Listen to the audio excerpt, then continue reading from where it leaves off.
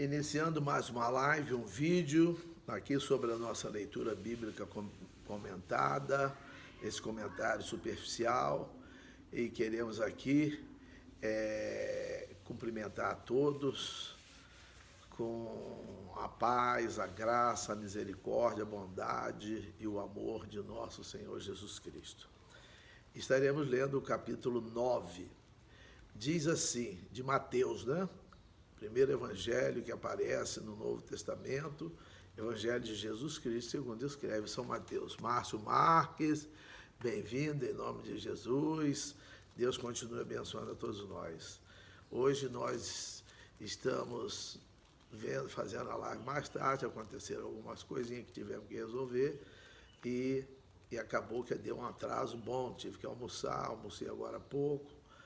E diz assim, e entrando no barco, passou para o outro lado e chegou à sua cidade. A cidade dele era Cafarnaum, né? E eis que lhe trouxeram um paralítico deitado numa cama. E Jesus, vendo a fé deles, disse ao paralítico, filho, tem bom ânimo, perdoados te são os teus pecados.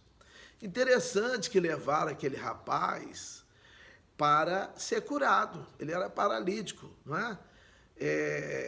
Ali, em outro local, nós vemos que 4 amigos levaram numa cama, mas a cama não era uma cama igual a nossa, convencional, essa cama, ou de madeira, ou de outra coisa, ou de ferro, enfim, de alumínio, não interessa. Mas a cama deles era tipo uma esteira tecida. Então eles pegaram cada um numa ponta e depositaram o paralítico na frente de Jesus. E ele foi lá para ser curado, buscando cura, né? Uma cura do problema dele. E Jesus fala para ele aqui, filho, tem bom ânimo, perdoados te são os teus pecados. Ele perdoa os pecados ali do paralítico, né? Para aquele rapaz, aquele jovem, né? Uma pessoa, diz que a Bíblia, em outro local, diz que não era um homem muito velho. Não importa também a idade, né? 3. E eis que alguns dos escribas diziam entre si, ele blasfema. Mas Jesus, conhecendo os seus pensamentos, disse, por que pensais mal em vossos corações? Porque ele falou que estava blasfemando, porque só Deus pode perdoar pecado. Perdoar, só pode perdoar a pessoa que foi ofendida. Por exemplo, se eu for ofendido, alguém me ofender, não adianta minha esposa perdoar, não adiantaria minha mãe perdoar, não adiantaria outra qualquer pessoa perdoar, quem tem que perdoar sou eu, porque eu sou o ofendido. Olha, para você entender bem, se alguém me ofender, para mim, se eu não o perdoar, Deus pode até perdoar a pessoa para a salvação, porque a pessoa veio pedir perdão, de coração contrito, reconheceu a falha, tudo bem, mas só pode perdoar quem foi ofendido. E o pecado é uma ofensa a Deus. E como Jesus é Deus, Jesus perdoa pecado. E ele perdoou. E o escriba que tomava conta dos escritos da lei, ele falava, não, só Deus que pode perdoar pecados. Né? Em Isaías 43, 25 diz, eu mesmo sou quem perdoa as tuas iniquidades. Em Jeremias também fala, né? Em Miqueias 7,18 diz, Senhor, quem é semelhante a ti, que perdoas a iniquidade? No 19 ele diz, tornará a piedade de nós, não é? Subjugará todas as nossas iniquidades e lançará todos os nossos pecados na profundeza do mar. Então Jesus perdoa porque Jesus é Deus. Jesus é Deus. Mas vamos ver aqui o que Jesus aqui, ó, 4. Mas Jesus, conhecendo os seus pensamentos, disse que Jesus tinha capacidade de conhecer o pensamento. Só quem conhece o pensamento da gente é Deus, mais ninguém. Nem o diabo conhece pensamento nosso. Só Deus que conhece pensamento. E ele diz ali, por que pensais mal em vossos corações? E continua no 5, pois qual é mais fácil? Dizer, perdoados te são os teus pecados, ou dizer, levanta-te e anda. Então, Jesus perguntou, olha bem, o que é mais fácil? Se eu quiser ser submetido a uma entrevista, ou a um teste, ou uma prova oral, eu quero que me faça perguntas mais difíceis. Glaucia Silva, bem-vindo em nome de Jesus. Então, nós vamos querer que pergunte perguntas difíceis. Se me perguntar, quem descobriu o Brasil? Aí não tem graça. Eu quero perguntas difíceis. Agora, Jesus perguntou, pois qual é mais fácil? Sabe por quê? Porque para ele não tem difícil. Para Jesus não tem difícil. Lá em Gênesis 18, 14, quando o anjo fala com Sara, que ela já com 90 anos ela engravidaria, ela riu, ela ficou assim, e ele falou assim, porque para Deus não há nada difícil. Haveria alguma coisa difícil para o Senhor? Ele fala, haveria alguma coisa difícil para o Senhor? Não tem nada difícil para Deus, nada. O que você pensa que é difícil, bem-vinda, Mercedes. Bem-vinda. Mercedes está sempre aqui acompanhando, e isso faz bem para nós todos, para ela, para mim, e Deus agrada-se disso. Então, ele perguntou o que era mais fácil. Claro que mais fácil para aquela pessoa, para aqueles escribas, era ele falar, perdoados te são os seus pecados, te são os teus pecados, porque eles não estão vendo se são perdoados ou não. Eles achavam, o que é mais fácil? Dizer, perdoados te são os teus pecados, ou dizer, levanta-te e anda. Ele não esperou a resposta, e no 6 ele diz, ora, para que saibais que o Filho do Homem tem na terra autoridade para perdoar pecados, abre parênteses, disse então ao paralítico, fecha o parênteses, levanta-te, toma a tua cama e vai para a tua casa. Então ele não esperou, ele mostrou que o Filho do Homem tem poder para perdoar pecados. 7, e levantando-se foi para a sua casa. E a multidão vendo isto, maravilhou-se e glorificou a Deus, que dera tal poder aos homens. E Jesus, passando adiante dali, viu assentado na recebedoria um homem, chamado Mateus. E disse-lhe, segue-me.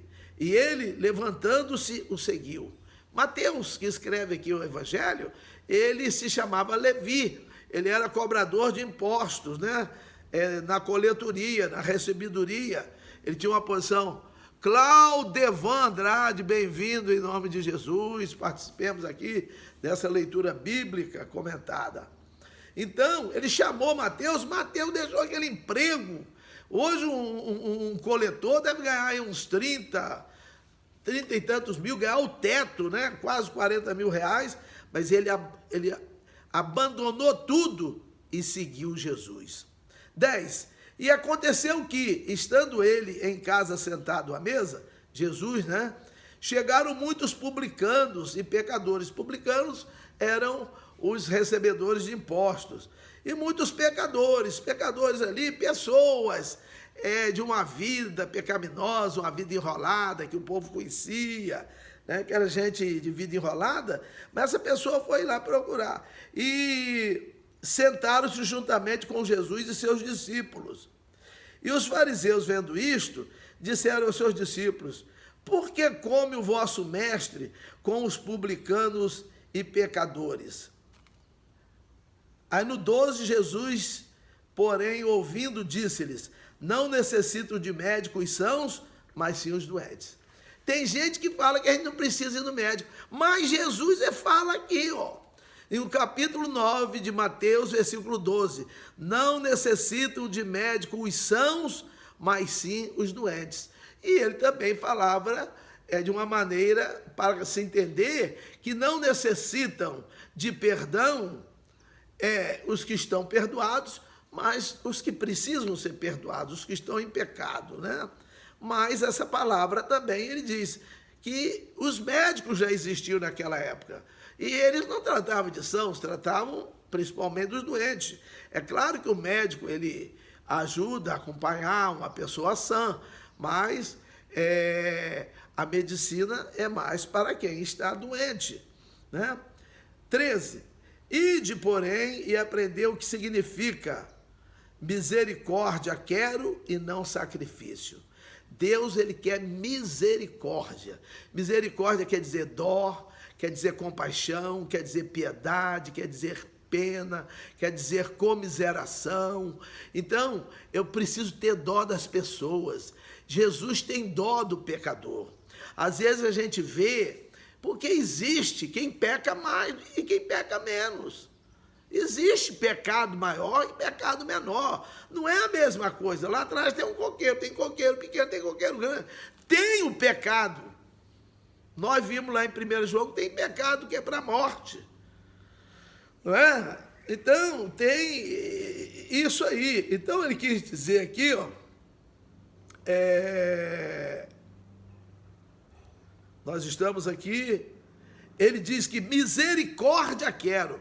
Nós temos que ter misericórdia. Às vezes nós vemos alguém cometer atos, ter atitudes drásticas contra outras pessoas, e nós gostaríamos que Deus tomasse uma medida drástica, imediata, que Deus fizesse alguma coisa.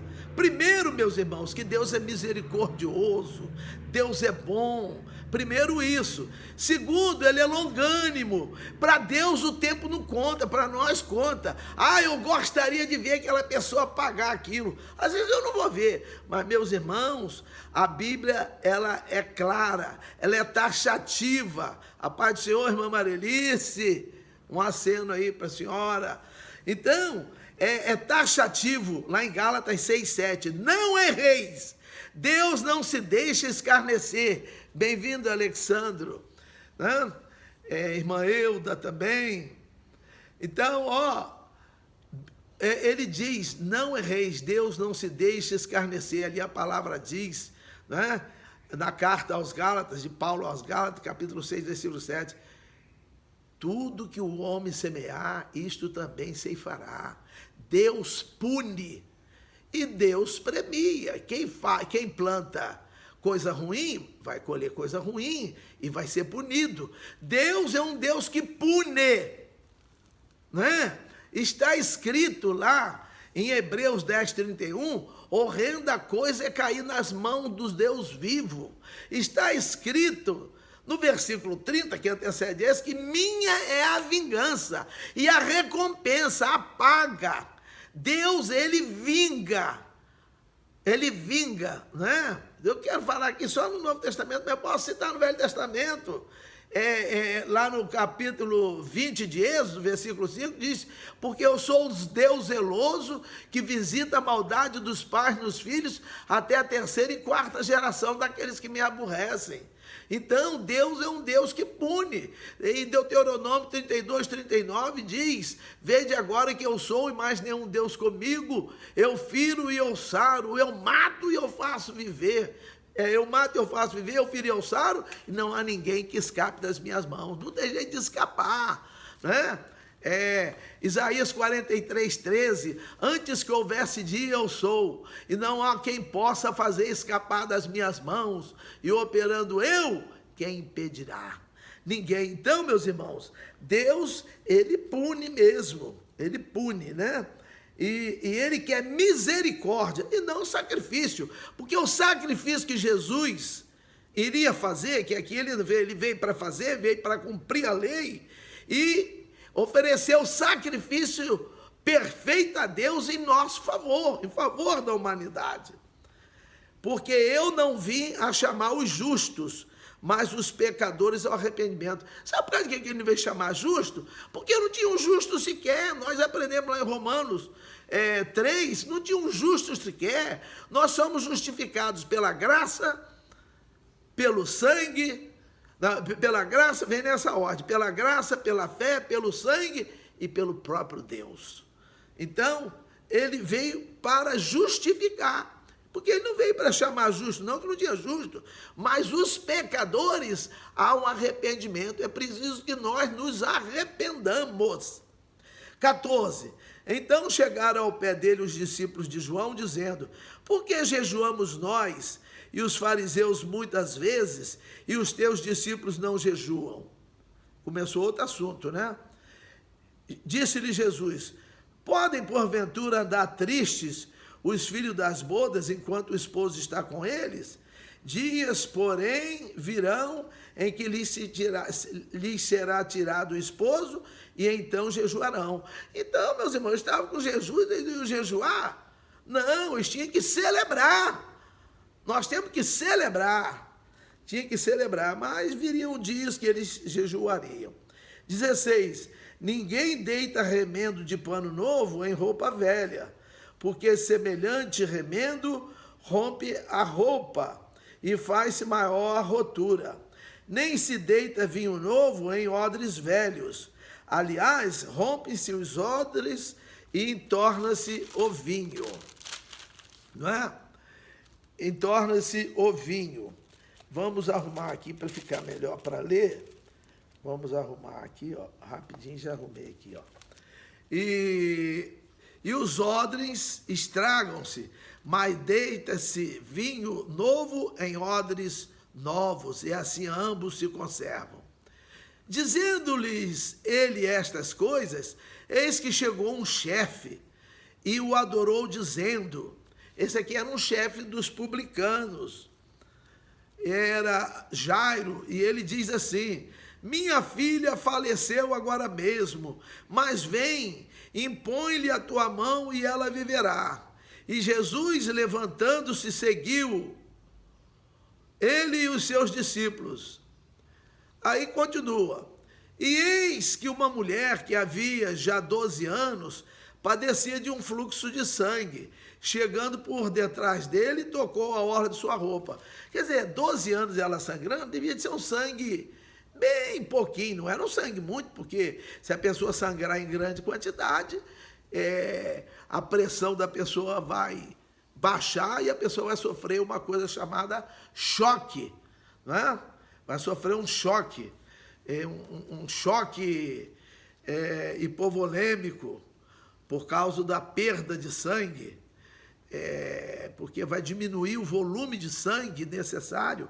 O coração precisa de ter um volume de sangue necessário, o corpo, para ser bombeado e nutrir o corpo inteiro. Então, o sangramento dela deveria ser um sangramento incipiente, bem pouquinho, mas aquilo já incomodava essa mulher há 12 anos, né? Em outro lugar diz, eu não sei se aqui vai dizer, que ela já tinha gastado tudo que ela possuía com os médicos, né? Então ela tocou a orla de sua roupa, bem assim, Luiz Sandra, bem-vindo em nome de Jesus. Ele tocou a roupa de Jesus, ele tocou a roupa que Jesus estava vestido, porque dizia consigo que ela pensava: se eu tão somente tocar a sua roupa, ficarei sã. E Jesus, voltando-se e vendo-a, disse: tem ânimo, filha, a tua fé te salvou.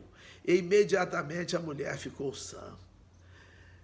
E Jesus, chegando à casa daquele chefe, aí ele já, que era no meio do caminho, ele seguiu, foi para a casa de Jairo. Maria, Elisa Gomes, Cândido, bem-vinda em nome de Jesus, a paz do Senhor. E ele seguiu para a casa daquele homem, né? E chegando à casa daquele chefe, e vendo os instrumentistas e o povo em alvoroço, que o povo estava preparando ali o funeral, né? Preparando ali o culto fúnebre, porque a menina havia morrido. Disse-lhes: retirai-vos, que a menina não está morta, mas dorme. E riam-se dele. 25. E logo que o povo foi posto fora, entrou Jesus e pegou-lhe na mão, e a menina levantou-se. E espalhou-se aquela notícia por todo aquele país. Claro que espalhar algo sobrenatural, algo fenomenal. Não é difícil ver que uma pessoa morreu. Então essa menina foi ressuscitada por Jesus. Que alegria que trouxe aquela família.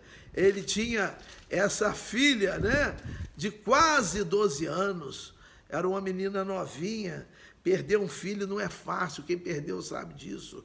A dor, parece que ela passa, mas tem uma cicatriz que faz sempre lembrar. Então a dor é lembrada, a dor incomoda, aquela perda. Eu perdi minha mãe há 53 anos passados, mas eu me lembro da minha mãe querida. Minha mãe era muito boa, não é porque era minha mãe, não. Ela foi boa para os filhos, para os sobrinhos, para outras pessoas. Mamãe morreu muito nova, morreu com 42 anos de idade. Então, eu sinto assim, um mal-estar depois de 53 anos de casado, do acontecido, né? E tem 42 anos de casado com minha esposa, né? E tem sido uma bênção, tem cuidado de mim, tem sido uma companheira em todos os instantes, uma mulher completa. Louvado seja Deus, agradeço a Deus pela minha esposa, né? Agradeço a Deus pela sua esposa, pelo seu esposo. E aquela notícia correu por todo aquele país. E partindo Jesus dali, seguiram 2 cegos, clamando e dizendo: tem compaixão de nós, filho de Davi. E quando chegou à casa, os cegos se aproximaram dele, e Jesus disse-lhes: credes vós que eu possa fazer isto? Disseram eles: sim, Senhor. Às vezes a gente não crê que Jesus possa fazer algo. Às vezes a gente pensa que Jesus está demorando a fazer algo. Meus irmãos, Jesus não precisa de tempo. Ele muda o tempo, ele que fez o tempo. Ele é antes do tempo, ele é antes de tudo. Foi ele, diz lá em Atos 4:24, foi ele quem fez o céu, esse céu infinito, a terra, o mar e tudo que neles há. Ana Andrade, bem-vinda em nome de Jesus, querida Ana. Então, Jesus que fez tudo, então para ele, e ele pergunta: vocês acreditam que eu possa fazer isso? E eles acreditaram. Você precisa acreditar em Jesus. Para você acreditar em Jesus, você precisa conhecer Jesus. Lá em Oséias 6:3 diz: conheçamos e prossigamos em conhecer ao Senhor. Na segunda carta de Pedro, capítulo 3, versículo 18, diz: antes crescei na graça e no conhecimento de nosso Senhor Jesus Cristo. E aqui em Mateus 22:29, nós iremos ler quando lá chegarmos, que nós erramos porque nós não conhecemos as Escrituras e nem o poder de Deus. Então precisamos conhecer o poder de Deus para conhecer as Escrituras. E eles falaram: nós cremos. Sim, Senhor. No 29, tocou então os olhos dele, dizendo: seja-vos feito segundo a vossa fé. E os olhos se lhe abriram. E Jesus ameaçou-os, dizendo: olhai que ninguém o saiba. Mas tendo ele saído, divulgaram a sua fama por toda aquela terra. Meus irmãos, a pessoa não segura. Quem conhece Jesus, tem uma experiência com Jesus. Eu faço essa live todos os dias. Ontem eu tive a oportunidade de levar uma palavra numa Santa Ceia. Em nome de Jesus, ele permitindo, amanhã eu estarei completando um estudo numa igreja. Hoje eu estou aqui nesse momento fazendo isso, daqui a pouco estarei lendo a Bíblia. Então a gente tem prazer, porque não tem como segurar. Jesus proibiu, não conta não. Jesus não é como muitos que querem propaganda, que querem aplausos, parabéns. Jesus não quer. Às vezes nas igrejas, aplauso para Jesus. Não é errado não, mas Jesus não quer isso não. Jesus quer misericórdia.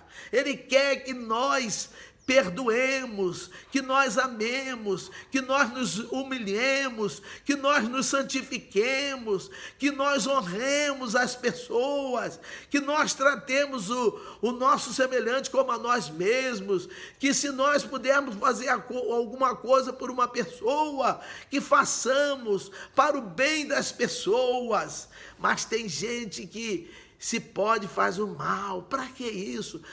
Jesus quer que nós façamos, que pratiquemos o bem conforme ele praticou. Ele quer que nós o imitemos, não é? E o homem saiu divulgando, ele saiu contando que ele não segurava. E mesmo quem os via falava falava, né? Ué, mas vocês não eram cegos? Eles contavam, foi Jesus que fez isso conosco. Então, Jesus mudou a minha vida. Vocês não sabem como é que eu era antes. Não é? Mas Jesus mudou a minha vida. Ele pode mudar a sua. Hoje mesmo eu conversei com minha filha mais velha e falei, filha, você está muito bem, você é uma menina que estudou muito, você estudou tudo que uma pessoa pode estudar. Ela fez faculdade, mestrado, doutorado, pós-doutorado, ela agora é diretora de uma multinacional que está em mais de uns 15, 20 países, uma potência, e ela é diretora. Mas ponha Jesus na frente. Isso tudo que está aí passa, né? Ana, nós lembramos muito bem, Rosângela, né? Enfermeira que trabalhou com a gente, em todo vigor, aquela mulher forte, né? De repente, a morte foi lá e fez assim, ó. E a morte vai lá e faz assim, ó. Vê essa cantora aí, ó.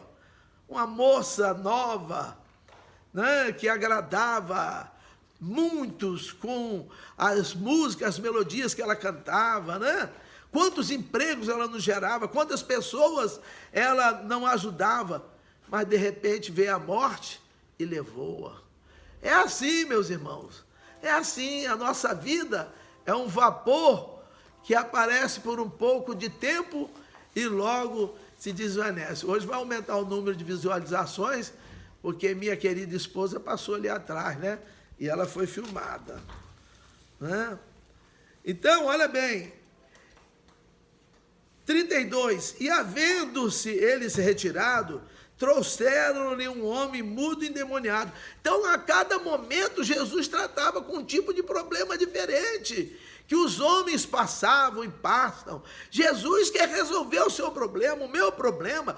Todos nós temos problemas, mas às vezes nós não deixamos, nós não queremos, nós não falamos com Jesus, Jesus, resolve o meu problema. Ana mesmo contou para mim que ela recebeu uma grande bênção da parte de Deus. Foi Deus que fez isso com você, mas Deus faz mais, Ana. Deus, esse corpo, ainda que a gente seja curado de qualquer tipo de doença, mas um dia ele vai acabar. Vai chegar uma determinada idade e nós partiremos, mas Jesus quer oferecer a eternidade para a humanidade, mas a pessoa tem que querer, tem que aceitar, tem que falar, eu quero. Você que quer, escreve aí que está assistindo, eu quero a vida eterna. Eu quero a vida eterna. E para ter a vida eterna, só Jesus que tem para dar, e só Ele que pode ajudar você a permanecer com a vida eterna. Não é? Em Apocalipse 3:11 ele fala, guarda o que tens, para que ninguém tome a tua coroa, para que ninguém tome o seu prêmio, o prêmio que Deus tem para dar para você. Então eu peço a você aqui, só para eu ver, fala, eu quero a vida eterna. Comente aí, fala que você quer a vida eterna. Eu quero, estou dizendo, eu quero a vida eterna. E nós já temos a vida eterna. Manuel Chamorro escreveu, eu quero a vida eterna. Escrevam mais outras pessoas, eu quero a vida eterna. E aí aqui agora já encontra aqui um homem mudo e endemoniado. E expulso o demônio, falou mudo, e a multidão se maravilhou, dizendo, nunca tal se viu em Israel. Mas os fariseus diziam, ele expulsa os demônios pelo príncipe dos demônios. Vicente Farias, bem-vindo sempre. Você que é um grande comentarista, conhecedor, Deus continue abençoando a sua vida, da sua casa, da sua família, daqueles que o rodeiam, o seu ministério, o trabalho que você vem fazendo. Deus que continue abençoando todos nós. Está vendo? Eu pedi para escrever aqui, eu quero a vida eterna, mas ninguém escreveu. Só o Manuel Chamorro. Mas tudo bem. Olha bem, e nós temos a vida eterna. João 6,54 diz, quem come da minha carne e bebe do meu sangue, tem a vida eterna, e eu o ressuscitarei no último dia. Então, se você já tem a vida eterna, se você quer manter a vida eterna, você precisa de Jesus, nós precisamos de Jesus, né? E 35, e percorria Jesus todas as cidades e aldeias, ensinando nas sinagogas deles, e pregando o evangelho do reino, e curando todas as enfermidades e moléstias entre o povo. E vendo as multidões, teve grande compaixão delas, porque andavam cansadas e desgarradas como ovelhas que não têm pastor. Então disse aos seus discípulos: a seara é realmente grande, mas poucos os ceifeiros. Rogai, pois, ao Senhor da seara, que mande ceifeiros para a sua seara. Nós temos que ser muitos a estarmos pregando as boas novas, a boa notícia, que só Jesus Cristo salva, só Jesus Cristo tem a vida eterna para dar. Alexandre colocou aqui também: eu quero a vida eterna. Tem mais gente aí, ó. Teve o Marcos, teve a irmã Marelice. Escrevam também, a não ser que vocês já tenham saído. Não, eu quero a vida eterna. Nós precisamos da vida eterna, mas nós precisamos trabalhar, porque há muitas pessoas endemoniadas, há muitas pessoas mudas, há muitas pessoas mortas, conforme nós vimos uma outra ali, há muitas pessoas cegas, né, neste mundo, e nós precisamos fazer como Jesus, né? A pessoa morta, né? Mas nem é morto mesmo assim,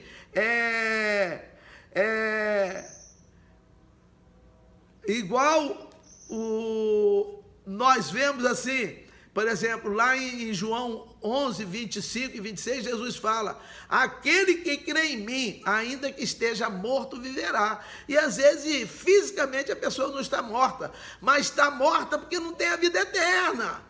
Então você deve querer a vida eterna, e deve querer permanecer com a vida eterna, não é? Então, tem os mortos, aqui teve morto, cego, doente de mais de 12 anos, que estava prestes a morrer. Teve gente aqui que nós vemos que estavam cegos, outro estava mudo, outro estava endemoniado, outro tinha uma porção de coisas, gente. E Jesus teve compaixão, e Jesus andava pelas vilas, pelas cidades, as sinagogas deles ensinando, e ele roga, né? E Vicente fala aqui, né? Que o que é mais importante é buscar, salvar, curar ferida, salvar, abrir os olhos dos cegos, a boca do mudo, os ouvidos do surdo, sarar os doentes de espíritos, os que estão mal. Nós precisamos, e esta obra é nossa. E ele diz que a seara, o campo de trabalho é muito grande, que é o mundo inteiro, é muito grande. E ele pede aqui para nós rogarmos ao Senhor da seara que envie mais ceifeiros, porque a seara é grande. Mas que o Senhor continue abençoando nossas vidas, né? Fiquei triste aqui, porque só 3, mais ou menos, que puseram: eu quero a vida eterna, né? Eu quero manter a vida eterna em mim, então eu tenho que tê-la, melhor dizendo, guardada em mim, né? Guarda o que tens. Paulo diz: combati o bom combate, terminei a carreira, guardei a fé. A fé é a salvação, a vida eterna. 1 Pedro 1,9 diz: alcançando o fim da vossa fé, a salvação da vossa alma ou das vossas almas. Então, por isso que Paulo guardou a fé. José Aparecido Martins, você está chegando, nós estamos terminando, mas você está pegando uma parte aqui, depois você pode ver na integralidade, né? O Vicente diz aqui que há 2 mortes da carne, quando se esvaire o sopro, e a morte do espírito, quando o homem deixa de render a Deus aquilo que é dele, né? José Aparecido Martins também quer a vida eterna, amém? Eu também quero. Ainda tem oportunidade, nós já estaremos terminando, mas que o Senhor continue abençoando a todos nós, ajudando-nos para que nós possamos naquele dia estar com Ele para todo sempre. Amém.